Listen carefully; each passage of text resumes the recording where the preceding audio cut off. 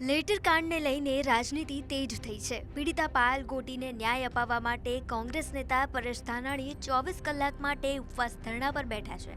આ ધરણા પ્રદર્શનમાં પરેશ ધાનાણી સાથે કોંગ્રેસના અન્ય નેતાઓ પણ જોડાયા છે। નેતૃત્વના ઈશારે નાચનારા પોલીસે કરી એ દુઃખદ છે અને માટે ભવિષ્યમાં આવી ઘટનાઓનું પુનરાવર્તન ન થાય। મારીને તમારી ઘરે દીકરીઓને કોઈ આવતીકાલે અડધી રાતે ઉઠાવીને લઈ ન જાય, એટલા માટે થઈને આ દીકરીને ન્યાય અપાવવાની લડાઈનો અમે સંકલ્પ કર્યો છે।